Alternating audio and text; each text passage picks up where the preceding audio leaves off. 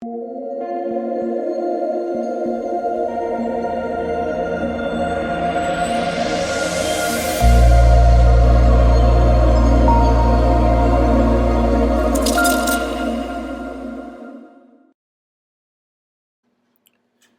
what is going on, guys? It's DK. Back at you with another video here. It's right in the Northern Trust on Draftkings tournament. Before I get into the video, if you guys are new to the channel, my name's DK. I make daily videos breaking down NBA, NFL, PGA, and esports, daily fantasy sports slates.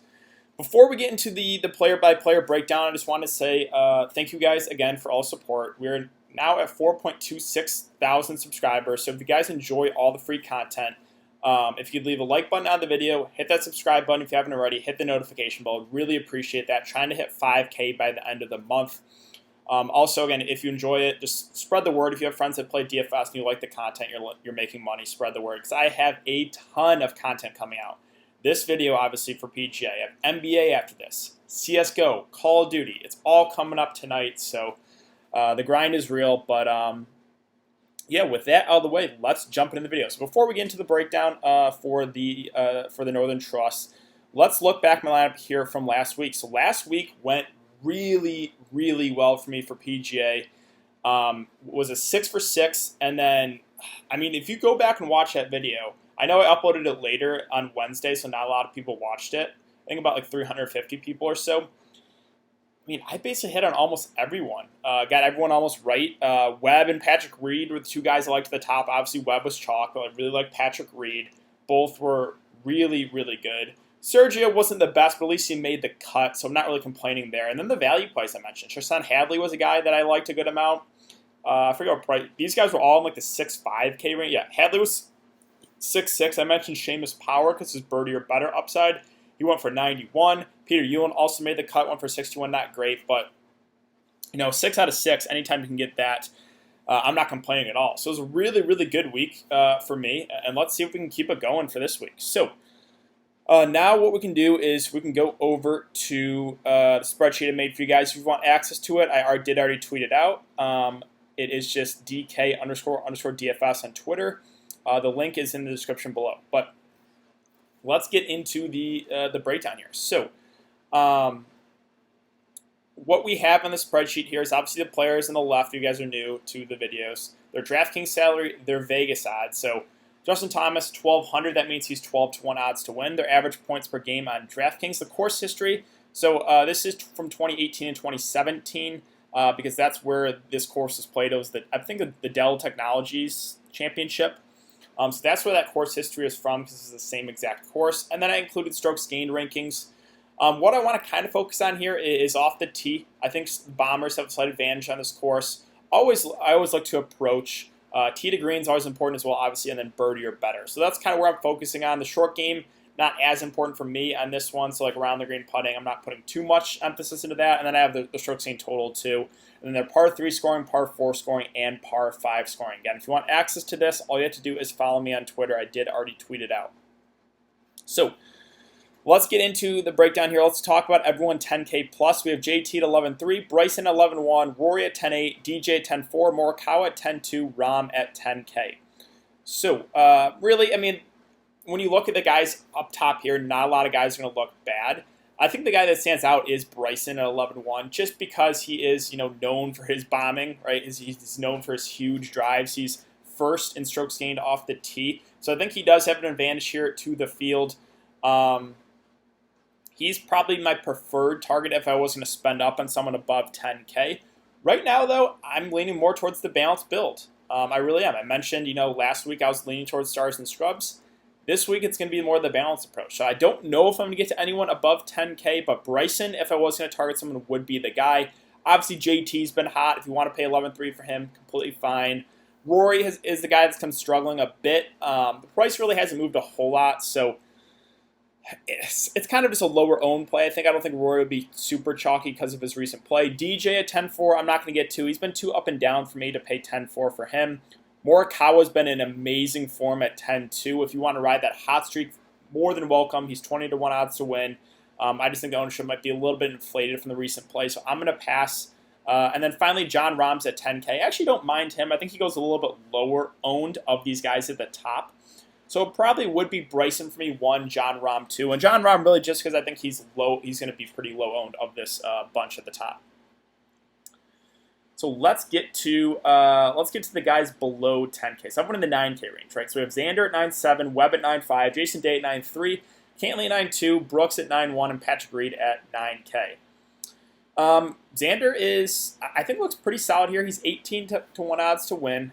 He's 6th in strokes gained off the tee, 37th in approach, 5th in tee to green, 15th in birdie or better. Everything looks pretty good for him, and you're getting him at a slight discount off those guys at the top. The one issue with Xander is he seems to kind of like Spieth, always have one blow-up round, and this is an event where they will be cuts. So gotta avoid that, but yeah, I kind of like him there at under 10K at 9.7. Webb is a guy that I think goes a little bit lower owned. He was obviously the ultimate chalk last week. I just think because he's not the best off the tee, that might lower his ownership a bit here. But I still have interest in Webb. Webb's a guy I just really like playing. Really consistent golfer.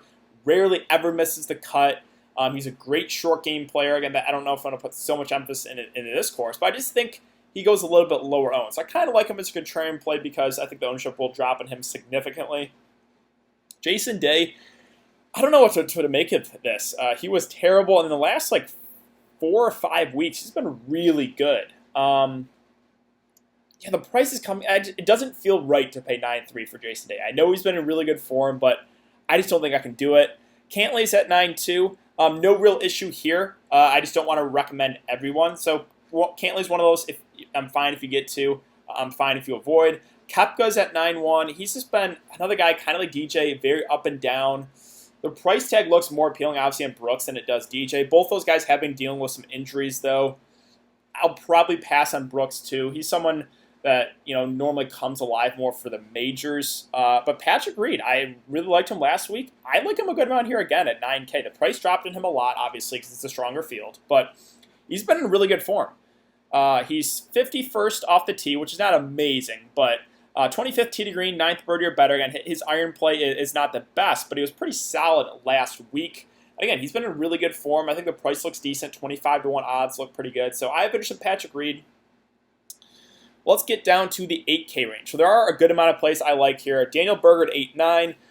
We have Finau at 8.7, Tiger at 8, or Finau at 8.8, Tiger at 8.7, Hideki 8.6, Casey's at 8.5, Adam Scott's 8.4, Fleetwood's at 8.3, Victor's at 8.2, Fitzpatrick 8.1, and Scheffler's 8.1, Tyrell Hatton's at 8K, along with Justin Rose. So the guys that stand out to me are the top two here in the 8K range. Daniel Berger at 8.9, I think that looks really solid. Another guy that's been in really, really good form. I think you're getting a nice discount off some of those guys at the top. Did make the cut the last 2 years. In 2018 and 2017, there wasn't a 2019 tournament. I mean, the numbers look really solid for him too. 23rd off the tee, approach 21st, 12th tee to green, 6th birdie or better. I think it looks really, really good in Daniel Berger. I think he'll be somewhat popular this week, but I have interest. I don't mind eating the chalk in him.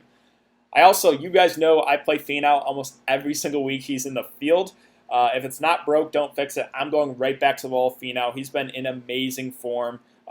You're getting him, again, at a pretty nice discount off some of those other guys. 8.8, I think looks really good. He finished 4th in 2018. Just the numbers all look really solid for both Berger and Finau. So those are two of my favorite plays of the week, Daniel Berger and Tony Finau. Finau 29th off the tee, 17th approach, 10th tee to green, 14th birdie or better. I just think it sets up really, really well for both those guys. So yeah, really do like both. They're two of my favorite plays. Tiger's at 8.7.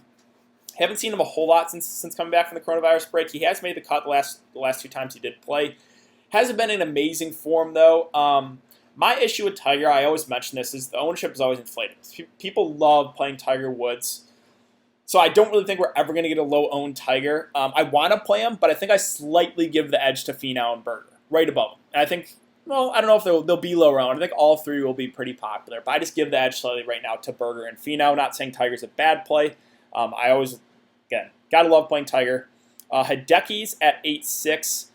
He's just such a bad short game player. Putter, 197th. It's a thing that really, really holds it back, because other than that, everything looks pretty good. He finished 4th in 2018, 23rd in 2017. Off the tee, approach, tee to green, birdie or better, all look really, really good as well. So I have interest in Hideki. It's just, do we get a half-decent putting weekend out of him? If we do, Obviously, he has enormous upside. Let's see. Paul Casey, kind of the same thing as Hideki, just a really, really bad putter. Also really bad around the green. I'll probably pass at 8.5. Adam Scott at 8.4. Haven't seen him also a whole lot. The price I think looks pretty decent, 40 to 1 odds to win. Not the best off the tee, but solid approach, really good tee to green, pretty solid birdie or better. He's 4th around the green. I think the price looks pretty decent on him. I don't know if he's going to be that high owned, so I have some interest there in Adam Scott. Fleetwood at 8.3, I'm going to pass. Victor Hovland's at 8.2. I actually kind of like him. He's been a little up and down recently, but I think this course sets up pretty well for him. He's 16th off the tee. He's a pretty solid driver. 10th approach, 19th tee to green, and 31st birdie or better. Yeah, sure, again, he struggles short game a bit, but I kind of like Victor Hovland. I don't think he's going to be that high owned. Like we saw, I want to say like 3 or 4 weeks ago, Hovland and Morikawa were basically the same price. Now Morikawa's in the 10K range, whereas Victor Hovland's at 8.2. So I kind of like getting to Victor Hovland. I think he goes maybe a little bit under the radar in this one. I'm going to pass in Fitzpatrick. I don't think I'm going to get to Scotty Scheffler either. Well, I shouldn't say that. I mean, 8-1, he's really solid off the tee, 9th, 8th birdie or better, 20th tee to green. I would say he's similar to Hovland. I might slightly prefer Victor Hovland to Scotty Scheffler. Both pretty similar. Hatton's kind of not been in the best form the last couple weeks. The price point does look pretty good. Yeah, he's one of those I'm fine getting to, but I'm not going to go out of my way to play him. Justin Rose, just not been in really good form. I know he has good course history here, but I don't even think I can do it at 8K. I think he will. He always garners ownership. The price continues to drop on him, but I still think I'm going to pass. So let's get to the 7K range. Ricky's at 7.9. He's been too inconsistent for my liking right now. Don't think I'm going to do it. Billy Horschel finished 2nd last week. He's been in decent form, but I probably prefer some other guys below him. Gary Woodland's at 7.8. He's always a guy that will get ownership too. Another guy that has been a little more up and down, but like I personally probably feel a little bit better about Woodland than those 2 guys above him. Obviously he struggles around the green. Not the best off the tee. It's just a price point thing with Woodland, but my worry is, again, he always seems to be higher owned in like higher dollar tournaments, so I wonder if the ownership will be up on him again. Matthew Wolff at 7.8. It's been in good form, but I'll pass. Jordan Spieth is at 7.8. Another guy that, kind of like Xander, always seems to have a blow-up round. I don't know if I want to take a shot on Spieth. Abraham Answer is a guy I really like at 7.7. I just think that's too cheap. He's 50 to 1 odds to win. He finished 7th here in 2018. The numbers look pretty solid on him. 26 off the tee, 32nd approach, 24th tee to green, 65th birdie or better. I think that looks really good for a guy at 7.7K. So Abraham Answer, also one of my favorite plays of the day. I just think that's too cheap. Siwoo Kim's been in decent form, but I'm not going to get to him. Sanjay finally had a good week last week. He's 7.7. I think that's fine if you want to buy back in because we finally saw some good golf out of him. Below that, Kisner I'll probably pass on. Harris English is decent at 7.6, but I think, again, I prefer Abraham Answer at a similar price. Cameron Champ, I think, will garner some ownership. He's a big bomber. He's 2nd off the tee. So I think for that reason alone, again, he just will get a little bit of ownership. But, yeah, I don't know if I'm going to get to him either.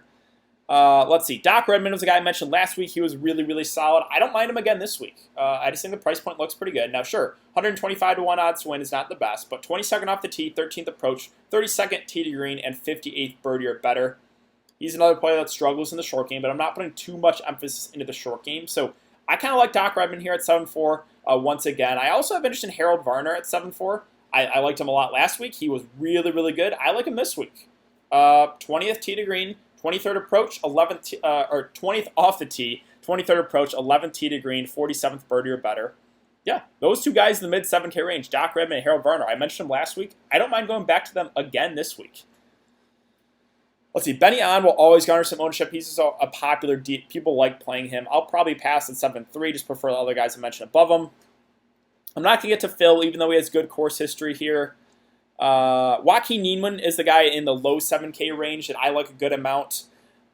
He's 32nd off the tee, 11th in approach, 22nd tee to green, 53rd birdie or better.